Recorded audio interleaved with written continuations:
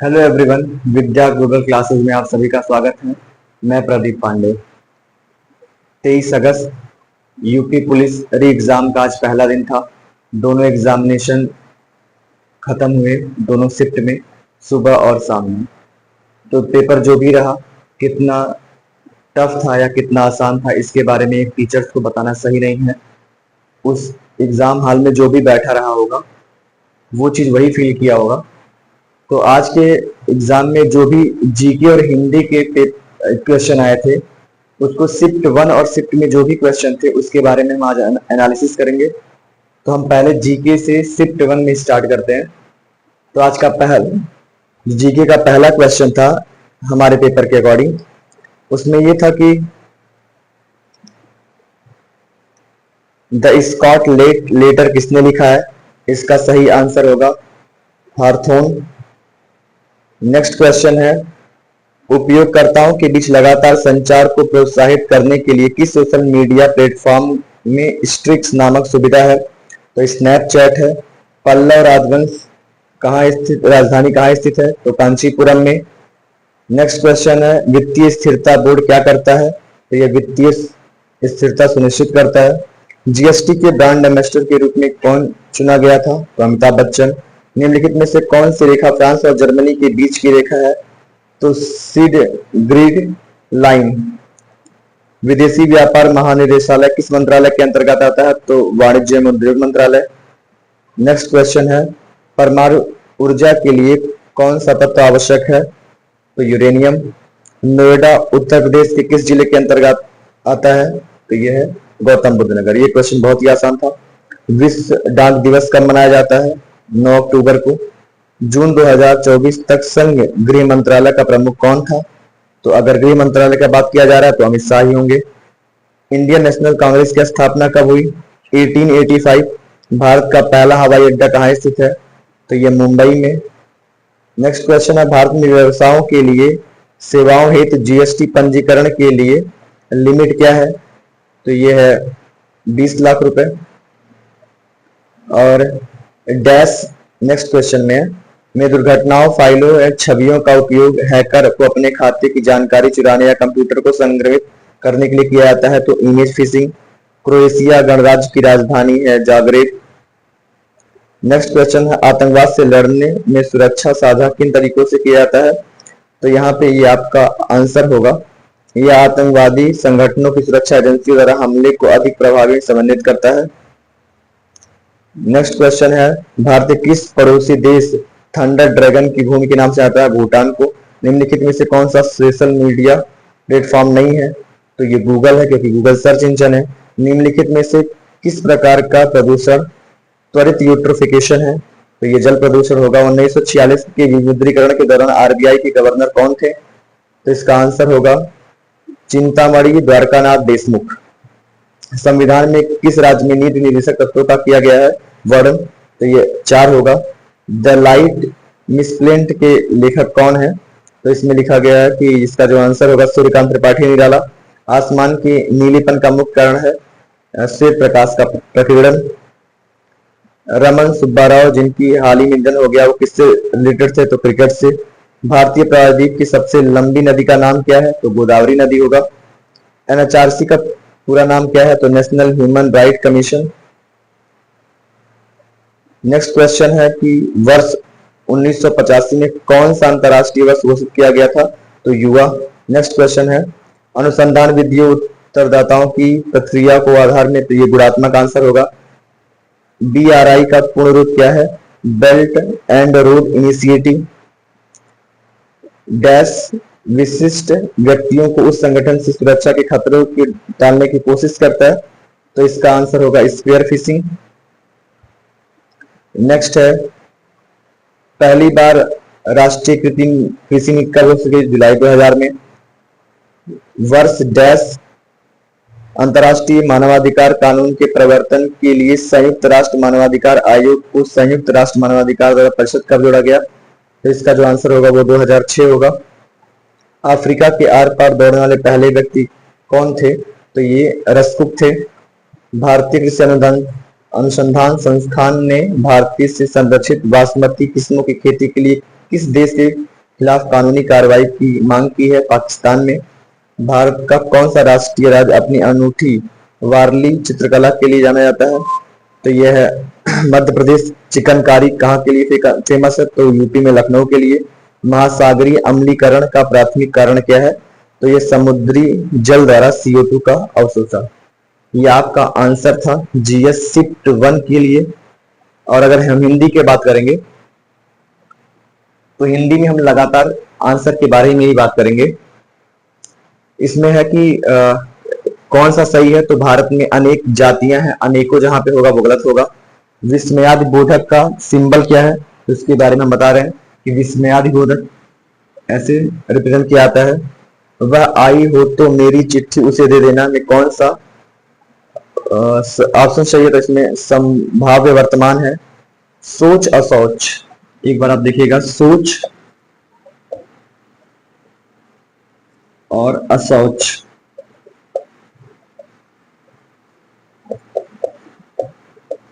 दोनों का ऑप्शन है।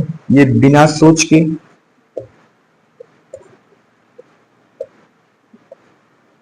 सोच के, और इसका ऑप्शन होगा अशुद्धि।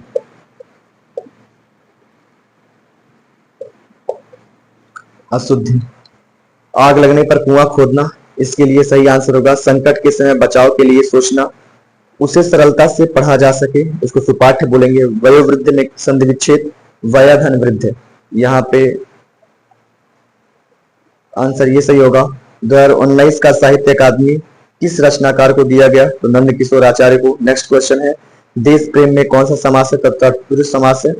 देश के लिए प्रेम, यहाँ पे संप्रदान कारक होगा।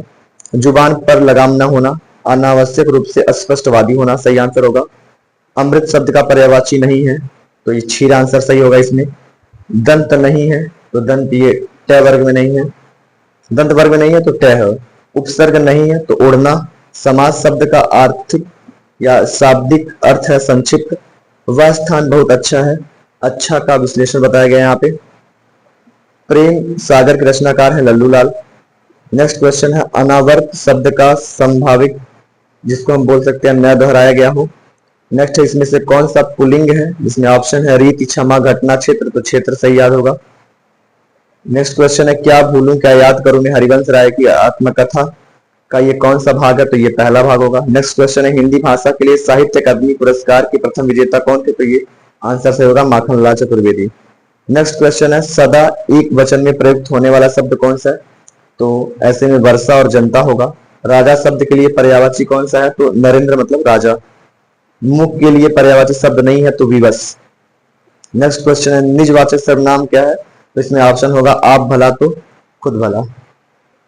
नेक्स्ट क्वेश्चन है, किस एक में आस्था रखने वाला है? अनन्य। उसके बाद से कुछ वर्ड दिए गए जिसमें से कौन सा उपसर्ग लगा होगा?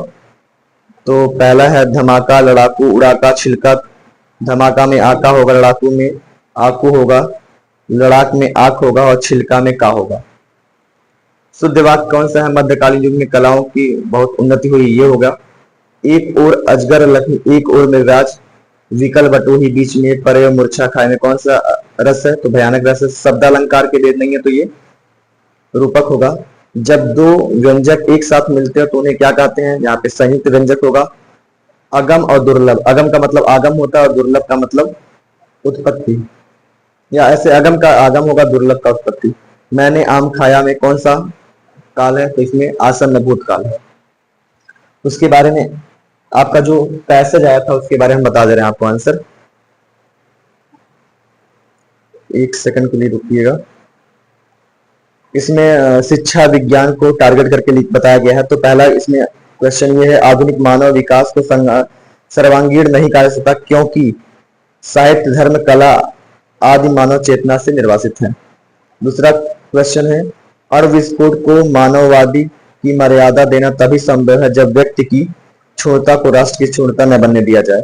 आज का मानव अपने व्यक्तित्व और अस्तित्व के प्रति इसलिए संकालु है क्योंकि, इसका आंसर सही होगा, वह विज्ञान की विध्वंसक शक्तियों से भयभीत है। हमारी विज्ञानविद शिक्षा की सर्वाधिक महत्वपूर्ण देन है। तो इसके लिए यह है कि जीवन का अपरिमित भौतिक विकास, नेक्स्ट क्वेश्चन है, मानव जीवन को भस्मासुर बनने से कैसे रोक कर सकता है? तो इसका होता है कि नैतिक आत्मिक मूल्यों को विकसित करके। ये हमारे पहले शिफ्ट का जो भी जीके और हिंदी के क्वेश्चन थे उसका आंसर है। हम नेक्स्ट बढ़ते हैं सेकंड शिफ्ट में जीके और हिंदी के लिए। 1 मिनट रुकिएगा।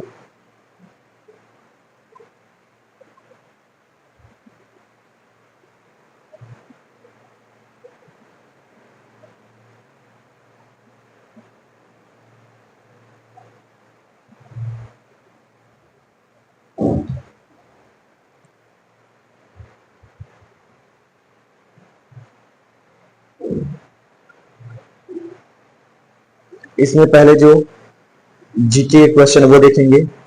पहला क्वेश्चन है, यूडीएचआर का कौन सा अनुच्छेद उत्पीड़न को शरण देने की गारंटी देता है? तो अनुच्छेद 14। एनपीए का पूरा नाम है गैर निष्पाद परिसंपत्तियां या non performing asset. Uttar Pradesh के किस जिले में सेरा नृत्य मनाया जाता है? तो ललितपुर में। नेक्स्ट क्वेश्चन है, व्यापक परमाणु परीक्षण प्रतिबंध संधि का मुख्य उद्देश्य क्या है? तो नागरिक और सैन्य दोनों उद्देश्यों के लिए सभी परमाणु विस्फोटों पर प्रतिबंध। अर्जुन पुरस्कार किस खेल से संबंधित है? तो मतलब खेल के क्वेश्चन आ रहे हैं, आपको देखना है कि अर्जुन पुरस्कार है खेल से। इंडिया विंस फ्रीडम की आत्मकथा है, तो आत्मकथा के बारे में भी आपको कुछ पढ़ लेना जो इंपॉर्टेंट है, अब्दुल कलाम जी की है। 2016 के विमुद्रीकरण के बाद आरबीआई को कितने प्रतिशत 500 और 1000 रुपए के नोट प्राप्त हुए? तो 98.96%। ये शायद आपने पढ़ा नहीं होगा, तो एक रैंडम क्वेश्चन है ये। 1993 में मानव अधिकारों पर विश्व सम्मेलन ने किसको अपनाया था? तो वियना घोषणा को। नेक्स्ट क्वेश्चन है, किस संवैधानिक संशोधन अधिनियम ने लोकसभा और राज्य विधानसभाओं में अनुसूचित जातियों और जनजातियों के लिए सीटों का आरक्षण बढ़ाया था? तो यह होगा 79 इंडियन कॉन्स्टिट्यूशनल अमेंडमेंट। लोकटक झील भारत के किस राज्य में है? तो झील के बारे में आप जरूर पढ़ लीजिएगा, ये है मणिपुर में। प्रस्तावना में राष्ट्र की एकता और अखंडता शब्दों का उद्देश्य किस मौलिक सिद्धांत को बढ़ाया है? संप्रभुता को। क्वालिटी में बहुत ही बेसिक क्वेश्चन था ये। डैश एक सॉफ्टवेयर प्रोग्राम है जो इंटरनेट के माध्यम से आने वाले सभी डेटा को फिल्टर करता है, तो फायरवॉल। दर्शक के साथ संवाद करने के लिए किस सोशल मीडिया प्लेटफॉर्म का रणनीतिक रूप से प्रयुक्त शब्द है? तो इसका हम कर सकते हैं सामाजिक माध्यम विपणन। नेक्स्ट क्वेश्चन है, भूटान की राजधानी, बहुत ही आसान था क्वेश्चन, थिम्पू। भारत में सबसे लंबी नदी पुल कौन सी है? तो भूपेन हजारिका सेतु, यह सही आंसर होगा। सरकार ने किसान क्रेडिट योजना कब शुरू की? तो कुछ योजनाएं आपको करना जो इंपॉर्टेंट है, तो अगस्त 1998 में। भारत और वियतनाम के बीच साझेदारी से उसके क्षेत्रीय सुरक्षा परिदृश्य में किस प्रकार परिवर्तन आया है? तो रक्षा सहयोग और समुद्री सुरक्षा बढ़ाकर। नेक्स्ट क्वेश्चन है, जून 2024 तक लोकसभा के विपक्ष के नेता कौन है? तो राहुल गांधी। तुगलकनामा के लेखक कौन है? तो इब्न बतूता। नेक्स्ट क्वेश्चन है, अंतरराष्ट्रीय अक्षय ऊर्जा एजेंसी क्या करती है? तो इसका है कि ये अक्षय नवीकरणीय ऊर्जा के उपयोग को बढ़ावा देती है। नेक्स्ट क्वेश्चन है, वैश्विक आतंकवाद विरोधी प्रयासों के समन्वय के लिए किस संगठन के लिए जिम्मेदार माना गया था? तो यूएनसीसीटी। ये क्वेश्चन थोड़ा टफ था। दूध उत्पाद ब्रेड, ये इस समय न्यूज में है, दूध उत्पाद ब्रेड आदि आवश्यक वस्तुओं की जीएसटी दर क्या है? तो 5% है। चंद्रमा पर नासा के मानव युक्त लैंडिंग मिशन को क्या नाम दिया गया है? तो आर्टेमिस। और अंतरराष्ट्रीय थर्मोन्यूक्लियर प्रयोगी रिएक्टर परियोजना का उद्देश्य निम्नलिखित में से क्या व्यवहार्यता प्रदर्शित करना है? तो इसका मेन उद्देश्य यह है कि ऊर्जा उत्पादन के लिए परमाणु विखंडन। 14 सितंबर को किस रूप में मनाया जाता है? तो विश्व हिंदू दिवस। भारतमाला परियोजना किससे संबंधित है? तो सड़क मार्ग से। नेक्स्ट क्वेश्चन है, भारत में कौन सा त्योहार दीपों के नाम से आता है? तो ये हो गया दीपावली या प्रकाश का त्योहार। भारतीय जीएसटी में निम्नलिखित में से किस प्रकार प्रस्तुत किया जाता है? तो ये सेवा कर के रूप में। निम्नलिखित में से किसने पहली बार बुनियादी शिक्षा के विचार को प्रतिपादित किया? तो महात्मा गांधी ने।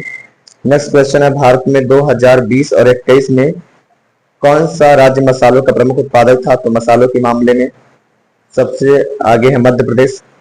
प्रथम life time disturbing the peace award के प्राप्तकर्ता कौन थे? तो सलमान खुर्शीद। सबसे कम लिंगानुपात वाला राज्य आपको पता होगा हरियाणा, जनसंख्या घनत्व क्या है? तो जनसंख्या अपॉन स्पेस की जनसंख्या डेंसिटी कहलाता है। बायोमेट्रिक प्रौद्योगिकी एकीकरण भारत के आंतरिक सुरक्षा ग्राहकों को बचाता है क्योंकि ये नागरिकों की कागजी कार्रवाई को कम करके प्रतिशत को सुनिश्चित करता है। तो ऑप्शन सी सही होगा इसमें। 1928 में बारडोली सत्याग्रह किसने किया? तो सरदार वल्लभ भाई पटेल ने। 2021 में इंस्टाग्राम इंटरनेट को दुनिया भर सबसे अधिक इस्तेमाल किए जाने वाले सोशल मीडिया प्लेटफॉर्म में भारत किस स्थान पे है? तो चौथा। चीन ने तिब्बत पर कब आक्रमण किया? तो 1950। निम्नलिखित में से किस जीव को जल प्रदूषण का जैव संकेतक माना जाता है? तो मेढक को। ये हमारा हो गया जीएस से क्वेश्चन। अब हम हिंदी के क्वेश्चन देख लें एक बार। तो ये झांसी की रानी के बारे में जो पद्य आया था उसमें पहले का आंसर होगा। कवियत्री की अधिकांश रचनाएं किससे संबंधित है? तो देशभक्तिपूर्ण से संबंधित है। खूब लड़ी मर्दानी हुआ तो झांसी वाली रानी थी में मर्दानी शब्द का अर्थ क्या है? वीरांगना। नेक्स्ट क्वेश्चन, उक्त पद्यांश का सही शीर्षक क्या हो सकता है? तो ये झांसी की रानी। इस कविता में कवियत्री का नाम क्या है? तो इसमें है महादेवी वर्मा, सॉरी सुभद्रा कुमारी चौहान होंगी। इस कविता में प्रयोग किया गया रस कौन सा है? तो वीर रस होगा। दिए गए विकल्पों में विदुर का स्त्रीलिंग कौन सा है? तो इसमें ऑप्शन सही होगा विधवा। तुम कब आओगे इस वाक्य में उचित विराम क्या होगा? कब आया है? तो इसमें प्रश्नवाचक होगा। नेक्स्ट क्वेश्चन है 1987 में मगध कविता के लिए साहित्य अकादमी किसे दिया गया? तो इसका आंसर सही होगा श्रीकांत वर्मा को। निम्नलिखित में से कौन सा विशेषण है? तो यहाँ पे विशेषण होगा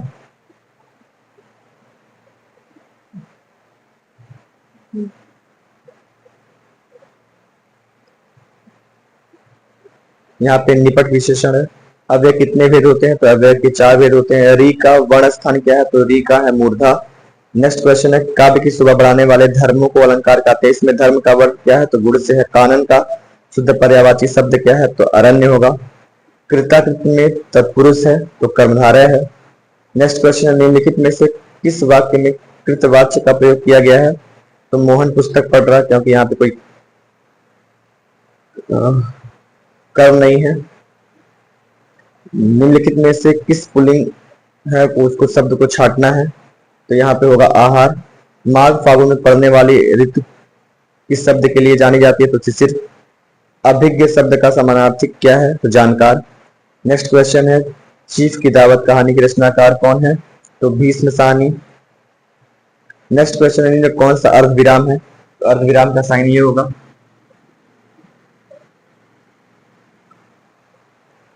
उसके बाद से इति और इति। तो एक इति मतलब होती है समाप्ति और एक इति का मतलब है बाधा। ये इति समाप्ति होती है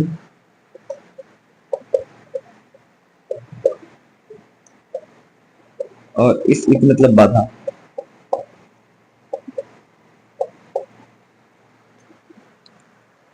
निम्नलिखित में से वाक्य में शुद्ध रूप का चयन कीजिए। इसमें आंसर होगा मैं गाने का अभ्यास करता हूं। अभय और उभय। अभय का मतलब होता है निर्भय और उभय का मतलब दोनों। अंधेरी नगरी का अर्थ क्या है? उसमें है अन्याय की जगह। कांति और क्लांति। तो इसका होगा कांति का मतलब चमक और क्लांति का मतलब थकावट। आदि व्याधि, ये किस युग में आदि शब्द का निम्नलिखित क्या अर्थ होगा? तो मानसिक कष्ट। तय वर्ग कहां से आता है? तो तय है दंत से आएगा। वह लाचार है क्योंकि वह अंधा। इसमें कौन सा अव्यय है? तो कारणवाचक अव्यय है। बिन पक्ष चले सुने बिन काना, कर बिन कर्म करे बिन नाना। इसमें कौन सा अलंकार होगा? तो विभावना अलंकार है। निम्नलिखित में से किस क्षेत्र में विशेष योगदान के लिए ज्ञानकूट? तो इसके लिए होगा साहित्य के लिए दवाइयां शब्द का बहुवचन क्या होगा? तो इसका ऑप्शन होगा दवाइयां।